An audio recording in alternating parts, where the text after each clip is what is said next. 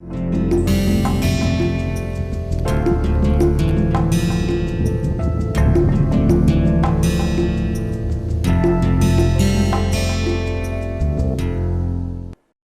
to lectures 4 and 5 of week 7. The last two lectures of this particular week will be combined, because now we are trying to get into the business end of the perforated things, which will also continue for the entire week 8 and some parts of week 9. This is probably one of the very important muffler components. Actually, that is like we were discussing towards the end of the last lecture, that most of the mufflers, almost all of them, have some sort of a perforated element basically to guide the flow and not allow the flow to completely expand, and which will cause a lot of flow induced noise problems, and that will be counterproductive. So that is why we put a lot of focus on analysis. So this class, what we are going to do, week 7 and lectures 4 and 5 of week 7, they are combined. So now in this week, what we are going to do really is analyze two duct perforated systems. We will talk about the development of such equations right from the control volume approach, and point out terms which really lead to the coupling of waves. In all our analysis, as we have been doing so far, we will be considering only the planar wave propagation along the axis of the duct. So that is what we are going to do, and let us see how we go about it. Well, to begin with, what we will do, let us consider, so let me write down this class, the objective of this class, two interacting duct system. So different configurations that are possible. We will also do review, very briefly though, review perforate expressions that is developed by people over different times, perforate expressions, and then we will possibly try to solve one example, I guess in MATLAB, of a fully perforated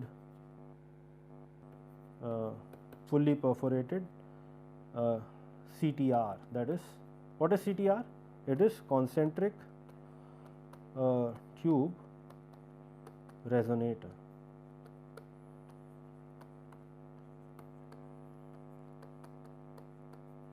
Concentric tube resonator. All right. So let us analyze different systems. So here we are. So all these figures, this set of figures, what they really show you is a typical concentric tube resonator, CTR. That is what it is called. C here, T here, and R. Later on, probably sometime in the beginning of week 9, I reckon, we are adding an extra C, that is your conical concentric tube resonator. What we, I just kind of briefly alluded to that in the last week's lectures. So for now, let us keep the discussion very simple. We have a, basically this is nothing but it could be in principle, this is a circular duct, this could be circular outer section or a circular chamber, or it could also be elliptical in principle. Lot of commercially used mufflers are also elliptical in shape, but does not matter as long as you are considering planar waves. The cut on frequencies depending on the cross section will change, of course, but the main idea is to analyze the coupling that happens between the inner pipe, let us say 1, and the outer annular cavity, that is the outer cavity, this guy. So when planar waves propagate, so there are different elements. So before we analyze different elements, let's let's first talk about what happens. So this is a schematic diagram of a concentric tube resonator. So this is partially perforated. So and clearly you can see neck extension. So suppose this guy were not there. Suppose this part is not there.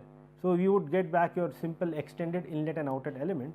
So this perforated bridge, what I was mentioning in the last class, this acts like, the real purpose is to guide the flow, but in the process what it does is basically the flow, as the flow passes through it, the waves that are generated, the incoming disturbances that occur from the engine that propagate downstream of the engine, they get a chance, they get an opportunity. Note that this is a solid section, these way. So there is, the waves cannot interact directly with the annular cavity in this region. It's only when the waves when they approach this perforated section through the small holes, something like this, they get a chance to go out of these waves and interact with the annular cavity surrounding it, isn't it? The waves are interacting now. So, basically by now you can sort of very well guess what is happening in the duct 1. So, it is a planar wave propagation, and in the annular cavity you can also consider a planar wave only. So, when you talk about, when you mean planar waves, you really mean this kind of a wave front, and here you mean this kind of a thing, isn't it? So, where does the magic happen? How does the coupling happen? So, one thing that I mentioned at the very outset, at the very beginning, is that coupling between the planar wave propagation here in the duct 1 and the annular cavity duct 2 really happens through the mass exchange, that is basically from the continuity equations in each of the duct. Because of the annular cavity, some part of the fluid is going inside the control volume here, we will do a thorough analysis, and some part can also come inside. So, it is like the exchange between the acoustic masses, exchange between the ducts 1 and 2 of the acoustic masses leads to an additional term in the continuity equations in each duct, duct 1 and duct 2, and we will see how this kind of affects the development of equation. We will have 4 first order linear differential equations, and you can sort of couple them or combine them into eliminate some variables, velocity variables, acoustic particle velocity, to get 2 coupled second order linear differential equations, ordinary differential equations, but they are second order and coupled in P1 and P2, P1 tilde, P2 tilde. So, that is what happens, and note that this can be, so this partially perforated bridge, certain length L, this is exactly like a counterpart. This entire configuration what you are seeing here, this one, this is like a counterpart of your this configuration, isn't it? So, now if we were to make this thing fully perforated, what would have happened? So, and especially when it has a high porosity as we are discussing, so that would basically act like your expansion chamber, a concentric expansion chamber, and but it would still be 1000 times better than just leaving it aside, leaving it just like this because of flow separation, because even if it is fully highly porous, but it is fully perforated, it would do its job, at least it will provide you some attenuation, it will not be counterproductive. So, that is one thing, we should be able to analyze such things. So, apart from all these, there are other elements also which is kind of shown in these figures. So, this is now one thing before I just sort of forgot to mention that in this configuration that we are seeing here, hang on, here we are seeing that the flow is going like this. So, so there is a flow in the central duct, or it is also called airway. This duct is also called airway. Okay. So, airway definitely has a flow, mean flow along the z direction, or and it is typically, although it has a profile something like this with boundary layers formed, we will consider it like a plug flow only. Now, but however, in the annular cavity, we for at least for this configuration CTR, whether it is a partially perforated or fully perforated, does not really matter, we are assuming there will be no flow, 0 mean flow. That may not be 100% correct, there might be some mean flow at least in these regions. Annular cavity definitely does not have mean flow, but in the middle of the section, depending on the length, you could have some non-zero mean flow. One really needs to do a CFD analysis to resolve the steady state flow fields, maybe RAN simulation or something like that would help to resolve the flow fields. So, now that is what is happening, but for our cases, to keep our analysis, plane wave analysis simple yet reasonably accurate, we will assume, at least for this configuration, 0 mean flow. That is basically, let me sort of write it. If you have a mark or velocity u naught here, uniform velocity, all this region, in all these regions we have 0 mean flow, that is u naught or u2 is 0, capital U2 is 0 here, but capital U1 is some value here, typically less than 0.15 or so. There are other configurations also, like it is called a cross flow. The difference between this one and this guy is that flow just grazes in this surface, and so it is called a grazing. So, whatever perforate impedance expression zeta, what you will be seeing, that will be for a grazing flow.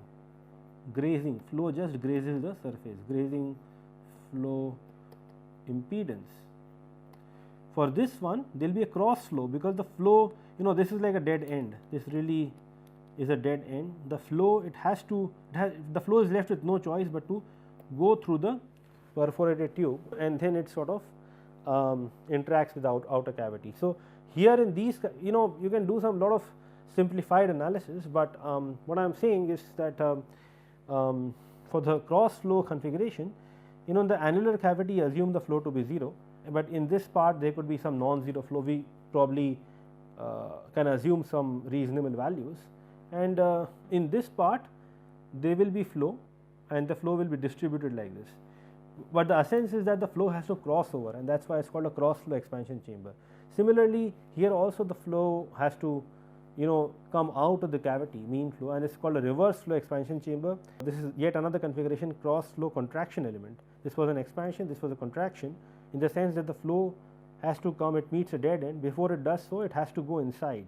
So we assume certain suitable values of that, and here we have a reverse flow contraction element. So that these are really building blocks of the much more complicated stuff that I had shown you in the last class.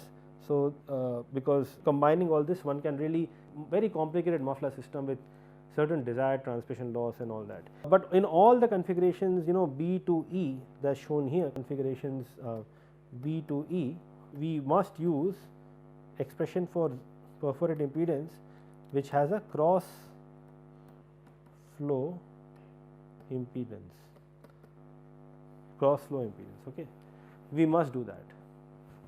We will probably look at it in the next week's lecture. For now, let us get back to our main thing, which is your CTR, concentric tube resonators. All right, let us get to that. So how do we begin our analysis? Let us draw a simple figure. So basically, this is, let's say this is your annular cavity, and inside you have a perforated section, which is something like this. You have holes here. So if you go back to your last slide, analysis of this particular part, this, all this is simple. We have, by now you should be a little proficient in analyzing that.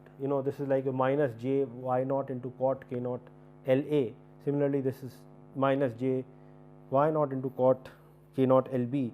The impedance is seen here, and then you have tubular elements for transfer matrices. Main thing, what you have a fourth order differential equation if you were to combine things, but then there are simpler techniques of using coupled analysis of second order ODEs. So we will soon get to know all that. So this is an element, a fundamental element, what we will consider now. I am considering this guy as 1, this guy as 2, annular cavity. So how do we go about analyzing this thing? And here of course I am assuming, like I said, a mean flow u naught. So let us begin with considering the continuity and the momentum equation in an element, in a small control volume. Let me sort of do an exaggerated version, which is your this thing. So we will consider a small control volume and analyze the flux that comes in, the flux that goes out, and what is the flux that is going out through these side surfaces or the cylindrical surfaces. So that also has to be accounted for. All this was not there. You might have to go back to your week 1 lectures to kind of contrast this with the derivation there.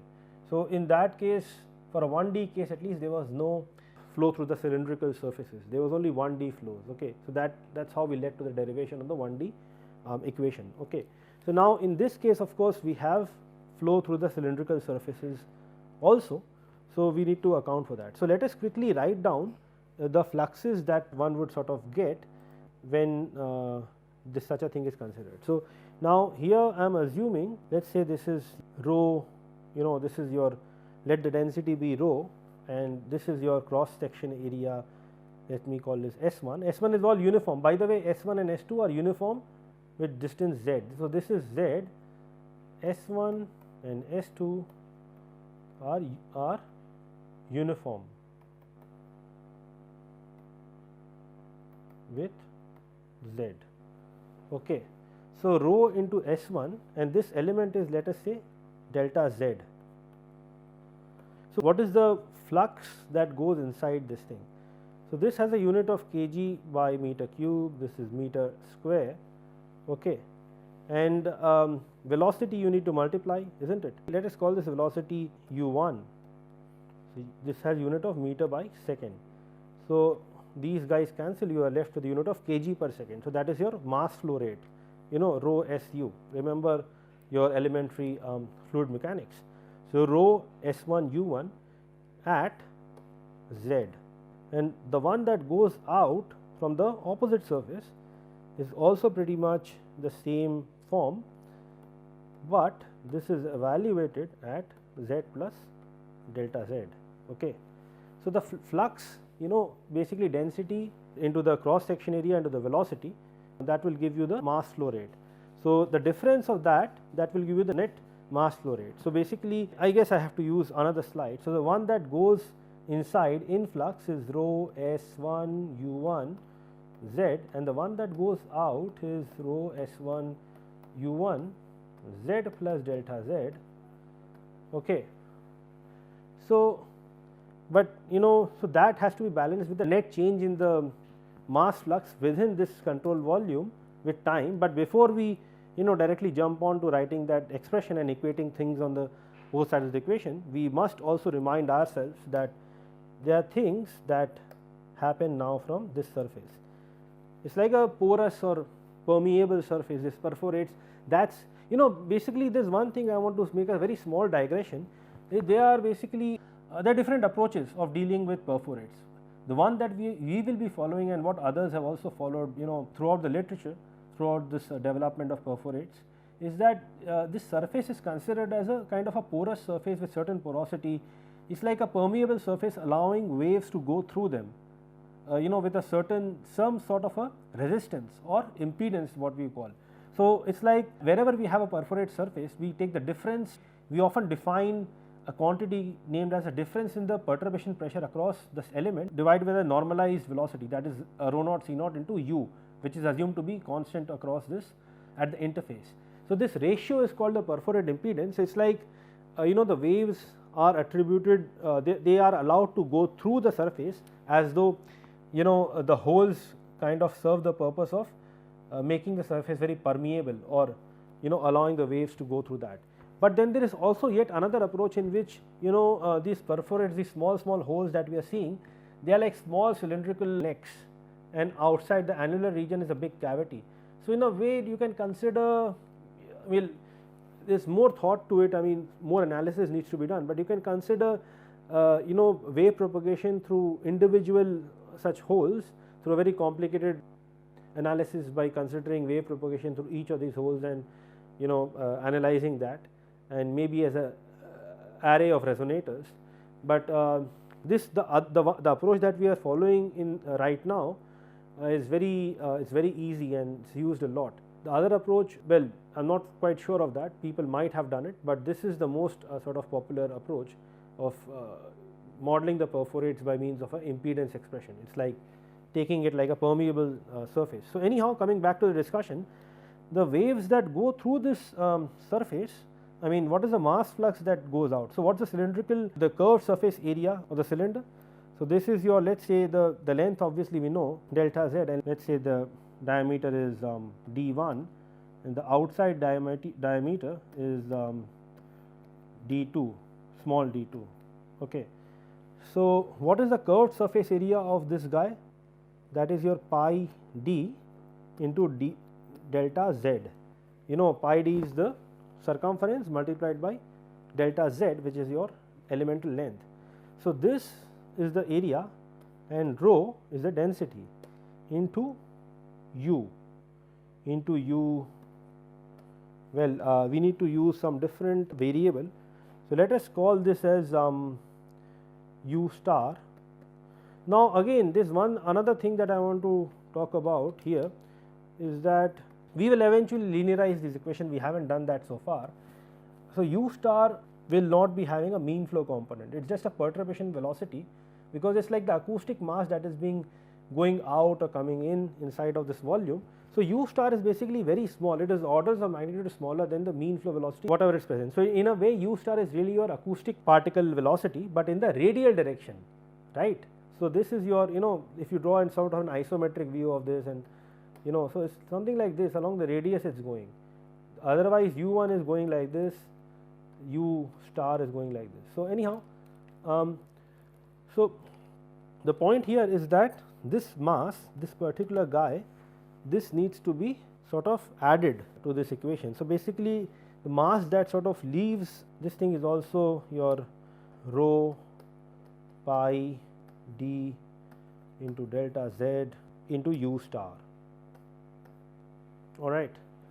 So, this then must be balanced by the net changes of net temporal change. So, what is the total mass that is present at any time in the control volume? That is your volume rho s1, and this is d1, sorry. So, this is also d1, rho s1 into delta z, that is your volume times density. So, time change with respect to this, okay. This is what you get.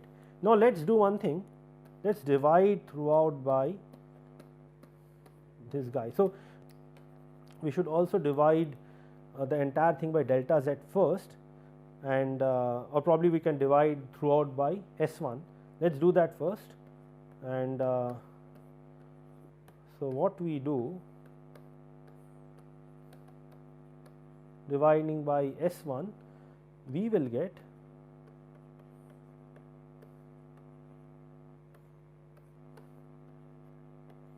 u star is equal to rho delta z t.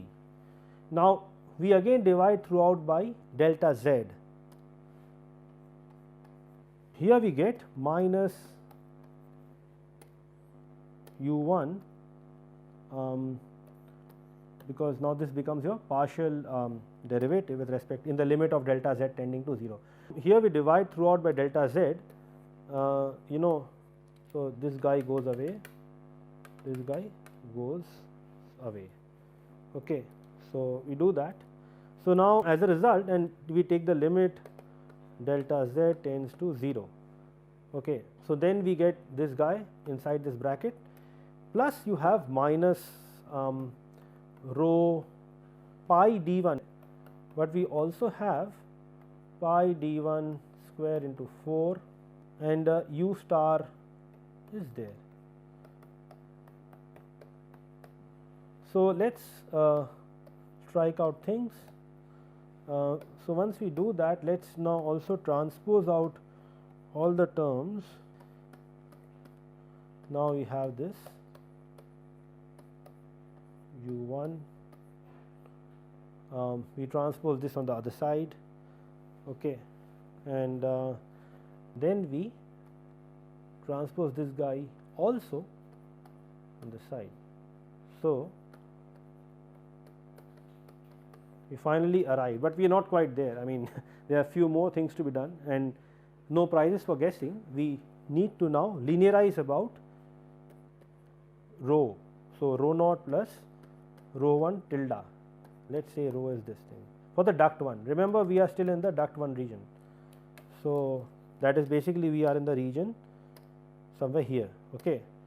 And u1 is nothing but, obviously this is u1 tilde, but like I said, we will have a mean flow, okay. So, we can just say let us say this is u naught, because we promised there will be no flow in the annular cavity, at least for the configurations, at least for CTR configuration. Other configurations we are like cross flow elements, different cross flow expansion contraction element or the reverse flow expansion elements, they may have some non-zero mean flow in the annular cavity, but right now let us not sort of bother too much about that. Let us just sort of analyze these configurations, that will be good. So, let us do that. We get this. So, basically what will happen when you do that, del rho naught of t, this will be 0 because this does not change. So, we will just be having rho 1 here, and again if we use our old techniques, rho 1 tilde and u naught plus u 1 tilde, and let us go back to our week 1 lectures where we talked about the principles of linearization. I mean, different arguments that we put forth to linearize things. So, we would basically get this is definitely a second order quantity, this one, so this will cancel, and this does not vary with space. So, this will also sort of vanish, but what we are sort of really left with is rho naught into u 1 plus rho 1 tilde into u naught. So, in this particular thing, and here of course, we will have an extra term rho naught plus rho tilde and all that sort of a thing. So, we will worry about that in a bit. What we have to do really is that just simplify this equation. Here we will get this thing in because by the arguments that I put forth, and this entire thing will go inside this bracket. So, delta z of this guy is 0, delta z of rho naught. So, rho naught you can take it out. So, I will just directly write rho naught, and what do we get here? u 1 tilde, is not it? We get this guy, and here we get u naught is again taken common, and we get this is rho. Okay, and this particular term is a too small quantity. So, we choose to sort of ignore this term, and then we have additional term, that is your 4 times rho naught. So, rho naught plus rho tilde, we will sort of ignore rho 1 because that is rho 1 tilde because that is too small, and d 1 and u star, that is u star is nothing but the radial velocity. So, here we finally arrive at the equation. So, you can also have a look at the book by Professor Munjal, in which these equations are sort of directly given, but what we did now was a detailed proof of the equations. Similarly, now one thing I will not go to the derivation again, but directly because of lack of time, I will just directly write down the momentum equation in the duct 1.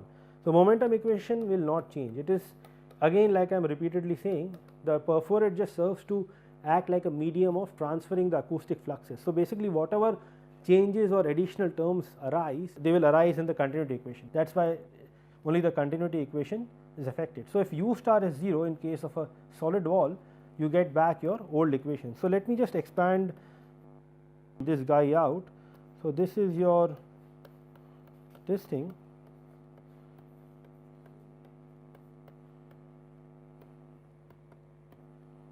So, this is something like this, and what we can also do concurrently is assume isentropicity. So, when we do such a thing, what we basically get is we sort of get things like P 1 and 1 by C naught square. Okay. And here also we get C naught square, and instead of this thing we get P 1. So, I am directly sort of writing this 1 and 2. Now, basically what we do before we actually move ahead, it is sort of pretty instructive if we could further simplify equations 1 and 2 at this stage, by assuming time harmonicity, time harmonic solutions, and another thing is directly talk about what u star is. So, if you go back to our control volume, the median 2, fortunately in terms of algebraic simplifications, this will have only the u2 term, u2 tilde term present, okay, and this will not have any mean flow, at least for CTR. So, additional terms will sort of drop off. u2 tilde will only be there, but what about u star? There should be a relation between u1, u2, or actually p1 tilde and p2 tilde and u star. So, basically as it turns out, this u star is nothing but the difference. Here it is the first time that we are introducing the expression of perforate impedance. So, we will talk about all this thing perforated impedance later on, but u star is nothing but P1 tilde, which is a function of z. I am not, this is supposed to be z, something like this, but I am not writing z, it is understood. So, P2 tilde divided by rho naught C naught zeta. So, in other words, the perforate impedance, that is the opposition that the perforate surface offers to flow, is P1 tilde minus P2 tilde divided by rho naught C naught u star. Okay. So, this is what we get. Now, we will use this equation, let us call this as equation 3, is equation 1 and 2 already I have talked about. By putting or insisting time harmonicity and using equation 3 in equation 1. So, basically we need to simplify these equations. I have already written down these equations. So, how did I get this? So, term by term we need to sort of simplify. If we go back, if we put P1 tilde is your nothing but insist time harmonicity. So, once you assume this, and obviously we need to solve in space. So, when you do the derivative, it is pretty simple, straightforward, that you will get this term with P1 tilde to be understood as a function of z, and e j omega t, all the variable always have this e j omega t. So, that will factor out, and same thing will apply here. So, wherever temporal derivatives are there, we will replace that by j omega, and with the understanding that I have talked about now. And so, as a result, there is only one variable that is left, that is z. So, the PDs will then be converted to ODEs. So, del z term will become ddz. Okay. And another thing that we have done directly in the equations that I have shown here is that you can clearly see this guy P1 tilde minus P2 tilde divided by rho naught C naught zeta. So, this is substituted equation 3 in the equation 1, and we have just left it in this form for now, but we will obviously need to process the equations further. And another thing is that u naught by C is m naught. So, m naught divided by C naught, that is what sort of we have. Let me do some live simplifications here. So, we multiply by sort of C naught everywhere, is C naught, and this guy will go away, and here there will be just C naught. So, what is omega by C naught? That is your K naught, j times K naught. Okay. And we multiply it throughout by C naught, isn't it? So, so basically your this term will also go away, and this will cancel out, isn't it? Because if you look back at your this expression rho naught, and here we had this expression. So, rho naught directly sort of goes away, and we are left with this. So, we can just leave it like this for now. This is probably one of the most simplified forms, and we probably would have to rearrange a few things here and there. So, that is what we will do. In this particular momentum equation, what we can do is multiply the term outside by C, divide by C naught. So, this will become K naught, this will become m naught. Okay. And we can further divide the entire thing by rho naught C naught, that is like your normalization values. So, we can sort of do that, but there is one good thing about say equation 4 and 5 is that it is in the form of a coupled linear ODE. So, what are the variables in 4 and 5? P1 U1, okay, and P2 is of course there, and then we would also need, as it turns out, we have 3 variables, and P1, P2 and U1. But then in the annular cavity there will be continuity and momentum equation also, and there will be a term containing u star in the continuity equation. We need to eliminate that to get 2 more such equations. So, then we will be having 4 equations and 4 variables. So, then we will sort of will be in a decent position to put that in the coupled x dot is equal to Ax kind of a form. X is a state vector and x dot means with derivative, spatial derivative. So, let us go back to our control volume what I had drawn here. So, so basically we are referring now to this region just outside. So, what is the the other thing remains the same. So, we need to speed up our derivation. There was 0 mean flow like I have been insisting for CTR, and the flow that goes inside now, this is rho S2. Now, what is S2 by the way? S2 is, let me make it clear here, this is okay, this is here. So, this is what it was. Now, but S2 remains uniform as I have been mentioning. So, we will keep this guy aside and go about our business of simplifying things. So, rho S2, let us say U2Z. Now, I will just write down few things, assuming that you guys are now sort of very well acquainted with the derivation, the way it goes. The one that enters the stuff here, the one that goes out here, and then there is a contribution, that there is a term that comes inside, isn't it? And then there is, we need to balance it with the temporal changes that's happening inside. Okay. So, as a result of all these things, let me just finally write down, I will not do the control volume thing again, in the sense I will not do this business again for lack of time. So, what I will probably do is directly write down the linearized form for the annular cavity of the continuity equation, assuming 0 mean flow in the annular cavity. So, here we have your rho naught and this thing, isn't it, minus 4 d1 divided by d2 square by d1 rho naught, and this is your u star plus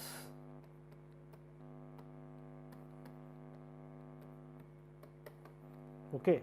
Now, we as usual we put our this expression P1 minus P2 divided by this thing in here, and also sort of simplify things by assuming the following form. So, this is rho naught, what was it? It was P1 minus P2 by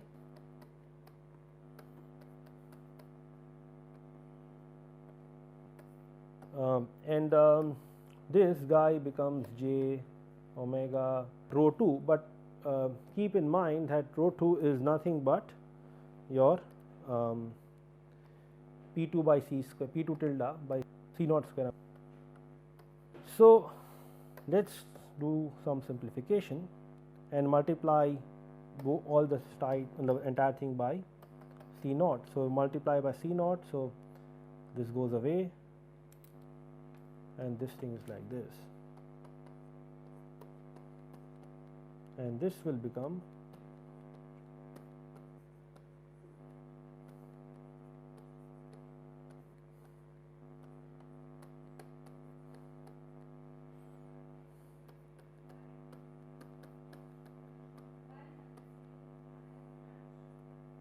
okay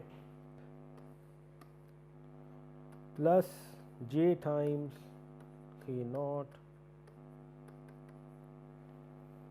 P2. This is what we will get. Okay. Initially, you had C naught square, we divide rather we multiply throughout by C naught to get this kind of a thing. Rho naught here cancels out and you multiply by C naught. So, C naught is cancelled out once you multiply C naught here, this gets cancelled with this one, and there is only a C naught square, so only C naught survives, and omega by C naught is K naught in this term. So, well, we get this equation, and let me number this as equation number 6, okay, equation number 6. So, it is clearly an ODE, and we have 3 variables P1 tilde, P2 tilde and U2 tilde. So, we have basically 4 variables P1 tilde, P2 tilde, U1 tilde, U2 tilde. We have managed to successfully eliminate U star, the coupling, the radial velocity that goes, radial acoustic velocity that goes out of the perforate thing. Okay. So, because of that we now have your equations here. Now, what happens to the momentum equation? Momentum equation will be the same as in duct 1, the inner duct, but just that your mean flow is not there. So, we just have this guy minus P2 by Z. Okay. So, again let us sort of simplify things. So, this will become j omega U2 is equal to minus dp2 times dz. So, rho naught C naught J naught U2 tilde, and this will become like this. Okay, we probably can name this as equation number 7, probably the most simplified equation of all the equations that we have seen so far. So, here of course, this was also simple, but only thing was that mean flow velocity was there. Now, we clearly have 4 equations, equation 4, 5 and 6 and 7. So, for this thing, how do we go about doing the stuff? So, what we probably can do is that put that in the form of x dot is equal to a x. What is x dot, or what is x for that matter? X is nothing but state vector. You can define it something like this: p1 tilde normalized form u1 tilde p2 tilde rho naught c naught u2 tilde. So, dot means with respect to, or you can actually instead of dot, a better way, dot usually means with respect to time, but I guess this is a better way. So, ddz of this thing, that is this particular form has to be solved. So, it is ddz of x is equal to a, where clearly a is your 4 cross 4 matrix. Let us populate the matrix. So, basically from equations 4, 5, 6, 7, that is 4 to 7, from 4 to 7 we need to get to this form, basically to get the form of A. Let us write down the equation A like this. First is the continuity equation, second is your momentum equation for duct 1. So, let us do a systematic job. It is going to be a bit tedious. So, I would request you guys to bear with me. I may make some occasional sort of mistakes. So, in that case I will have to do it some part again. Let me sort of make equal spacings 3 and 4. Okay. So, this is it's understood that the first row is the one continuity in duct 1, momentum in duct 1, continuity in duct 2, momentum in duct 2. So, well, this is nothing but I should have drawn dotted lines.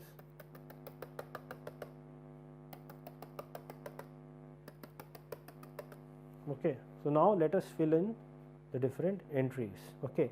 So, basically what we need to do is that find out A11 element. So, for that we probably have to go back to slide 8, where we another thing that I want to tell is that do not worry about the terms this one and these two terms here. These are the mean flow terms which kind of poses a little bit of difficulty in solving the thing, in the sense that ddz of the state variable, that also will be a matrix. There will be slight modification to that. I will get back to that particular part in a while, but here you have j k naught. All right. So, now let us worry about populating the A matrix, and then whatever suitable adjustment we need to make to the ddz term on the left hand side, we will do that at a later stage. So, j k naught will be coming in here, plus there is a clear contribution by the term the encircled term in here. Okay. What is going to happen, you really have to take this on the right hand side. So, this will become minus j k naught and minus j k naught, let me write using this blue color, minus j k naught and minus 4 d1 by zeta. Okay. We will sort of get that. Okay. So, remember one part, that this is the entire thing is going to be multiplied by P1 rho naught C naught U1 P2 and rho naught C naught U2. We will get that sort of a thing. So, this is what will happen in here. Now, going back to the slide 8, remember we are done with the P1 terms here. Don't worry about the derivative here. Another thing that I must mention in here, because we are choosing the variable something like rho naught C naught U here. So, we will take this entire thing inside. So, because rho naught C naught or the characteristic impedance will not depend on the derivative. So, that is like a constant. So, the variable will be ddz of rho naught C naught u1. So, rho naught C naught u1 is essentially taken as one variable. So, well, this term also will not have any contribution in the A matrix. This term will not have, this will come in the left hand side. I will get back to that. Other term that will probably have a contribution is plus, mind you, plus 4 divided by d1 zeta, because you have to take this on the other right hand side. So, here it will be 0 because this will be multiplied by this guy, and like I said, this will be 4 divided by d1 zeta. I guess I made a mistake here, so sorry for that. It is 4 divided by d1 zeta, okay, and here will be 0 because there will be no u2 term. We will worry about this term and this term sort of at a later stage, but now let us also worry about the equation 5, that is a momentum equation which constitutes the second row. So, ddz and these two terms will be on the left hand side. Only term that contributes is minus j k naught. So, basically your minus j k naught has to be transposed on the right hand side, that is why it will become minus rho naught C naught u1. So, basically here you will have minus j k naught, everything else will be 0, is not it? Just sort of let us verify, and because calling this rho naught C naught u1 as one variable, is not it? So, we are done with the second two equations C1 M1. Now, let us worry about the other part, that is the continuity equation in the duct in the annular part. So, basically that is your, I guess, this equation, is not it? So, what are the terms that are contributing for the third row? Well, this we will worry about at a later stage on the left hand side, and this so only terms sort of here that are contributing is minus j k naught, minus j k naught for P2, we have to write that. Let us get back to your this thing, minus j k naught. So, what else is contributing to P2? So, here you have your minus minus plus, the plus will become sort of minus when you sort of transpose it on the other side. So, minus 4 d1 by d2 square minus d1 square zeta, okay. So, you will sort of have this thing here. What about the other terms that are going on in your equation number 9? So, P1, P2 is there, P2 we have sort of taken care of. So, the term that is associated with P1 tilde. So, here is minus. So, once we take it on the other side, it will be just plus. So, plus on this matrix. So, here we need to write 4 times d1 divided by d2 square minus d1 square and zeta, okay. Everything else will be 0, everything else will be 0. Why? Because there will be no contribution from u1 term and u2 term, and only thing now is remaining is your this guy, this equation. Now, this is fairly simple. What we will do is that we will sort of put a minus sign in here, and so they will become minus j k naught. And where should minus j k naught come? It should come on somewhere here, because this is multiplied. So, this 0 0 0 0 is multiplied here, 0 here, 0 with P2, minus j k naught with this. So, we have your A matrix, but remember there is more to be done. Now, this you have a particular form, let us make some suitable amendments. I will write this is a B matrix, and this B matrix is really your 4 cross 4, 4 cross 1. We will eventually be getting with 4 cross 1 matrix. So, this entire thing is ddz operator is operating upon this. So, what is the B matrix really? So, I will just need to rub this guy, and let me define B matrix here itself. So, it is something like this, okay. P1 rho naught C naught u1. This is not, this I am just writing to remind myself that things are, that is how the things will happen. So, we need to get back what are the derivatives, all the derivatives the ddz terms were really in here. So, the continuity equation, isn't it? So, here we have ddz of p. So, only term, I mean only thing that would matter here, this is your m naught and here will be 1. So, what I am saying is that m naught has to be there, m naught will be there, and in place of this there will be just 1, it will just be 1. So, this is m naught and this is 1 0 0, m naught and 1. So, all the other things are not there. Let us come to the second row. So, ddz of p. So, here of course there will be 1 and in place of this will be m naught, but hang on, we also need to do little bit of simplification. Remember, our variables are rho naught c naught. So, there is one thing we also need to figure out, that rho naught c naught is also multiplied by throughout here. So, rho naught c naught will go here as well. So, this will be clubbed in here. So, this will become 1 and this will become m naught.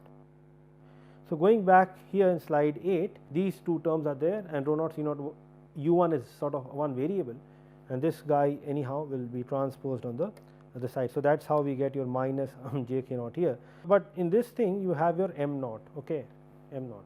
Now, we have to worry about this guy, and I think there are no prizes in guessing. For the equation 6, this was sort of fairly straightforward. The only contribution that was coming was from this thing. So, ddz of u naught, u2. So, basically, here we have your 0 0 0 and 1. This was 1, because you remember this is only thing is the term associate this, once you take this thing inside here, the coefficient is 1, okay. And for this guy, this was minus transposed in here. So, again the coefficient is 1. So, for 1 this is 1 0 0 0. Clearly, when you have m naught to be 0, then you get back your familiar sort of equations. What we really get back is, when m naught is non-zero, of course, it needs to be there, but in case it is 0, so what we get back is 0 times p1. So, and so that is 0 and all, there will be no contributions, only thing that will be there is 1 times or just rho naught c naught u1 here, and then your p1, and this is also 0 0. So, this will be just be p1 ddz of p1 because of your momentum equation, and these things are also fairly straightforward. So, basically in case of m naught to be 0, which is your case of a stationary medium, we would sort of get back the state vector that is being given here. In case m naught is non-zero, we need to sort of invert this matrix. Since m naught is not dependent upon the spatial variable z, so what we can do is basically multiply throughout by B inverse, because m naught will not be a singular matrix. So, multiplying throughout by B inverse, we will get B inverse A. So, once you multiply B inverse B will be identity matrix I, and B inverse A will get us thing. So, let us do that. So, dd z of the state variable x is equal to B inverse A. This is 4 cross 4, just to remind you guys, 4 cross 4, and what was it? This was your x vector, isn't it, which is your 4 cross 1, where x, let me put it here again for you guys, p1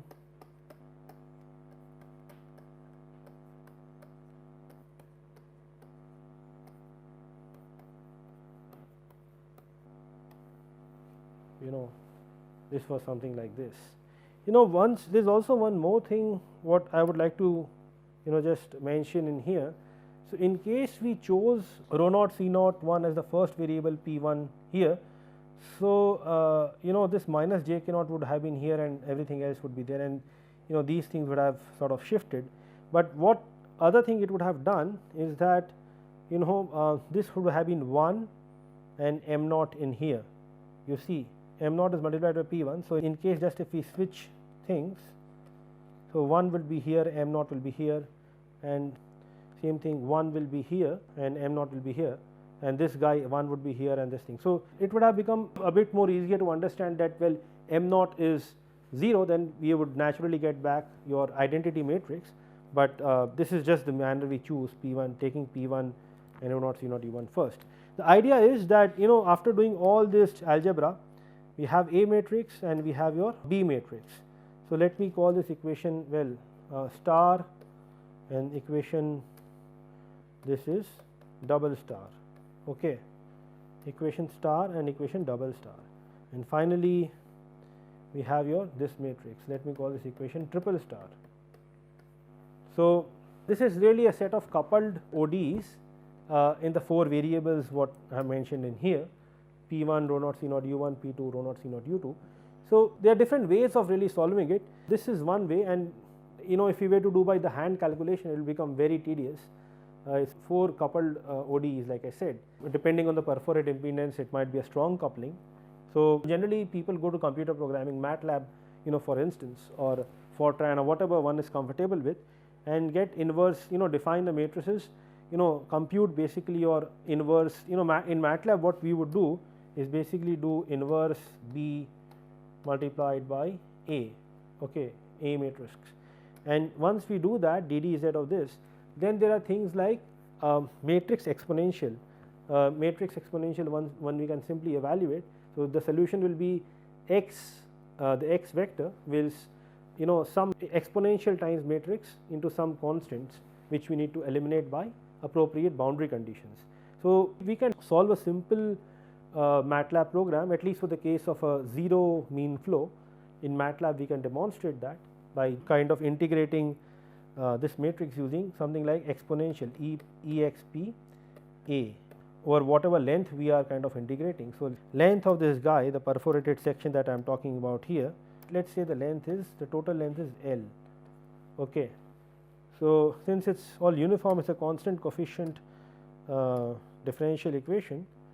So, we would get your e to the power exponential e to the power m exponential m exp m al. We will demonstrate that shortly in MATLAB, at least for the case of 0 mean flow and possibly with some value of non-zero mean flow. And then we can for a fully perforated thing, I will just demonstrate the MATLAB code, talk about the boundary conditions which are eliminated and explain them later, and get the transmission loss curves for a fully perforated section using certain perforated impedance expression. But before I do that, I would also mention couple of points. First is, this is one way of solving. Another way is analytical kind of a thing, in which basically what one does is really solves, you get 2 coupled second order ODEs in where you eliminate your U1 and U2. So, the variables are P1 and P2, and based on the mean flow present or the perforated impedance, the coupling can be strong or they can be sort of weak, and you can get your that equation can be further combined into one equation, that is your 4th order ODE, and then you can go about solving that thing using your characteristic equation and all that, getting 4 different linearly independent solutions. So, that is going to be quite tedious, especially when flow is there. So, I would not even bother going into that, but at the end of the day, when you are using your this function exponential, the MATLAB what it is doing, it is relying on the eigenvalues and the eigenvectors. So, the other way of course is to do not rely on this thing and find out the eigenvalues of this coupled equation by yourself, and then do the simple linear algebra thing, xi inverse lambda xi, something like that. But we will probably, to make it simple in this course, we are using MATLAB. So, we will do exponential m times AL, A is a matrix, or B inverse A, L is the length of the perforated section, and then this will be multiplied by some arbitrary constants to be determined. So, what we are going to do now, that at least for the concentric tube chamber, let us worry about the boundary conditions that will happen at the left hand right boundaries, whether it is a fully perforated thing or a partially perforated thing, and then I will for a certain couple of, by taking certain perforated impedance expressions, I will do some MATLAB calculations, or probably I will worry about the different perforated impedance condition and then present you some MATLAB results.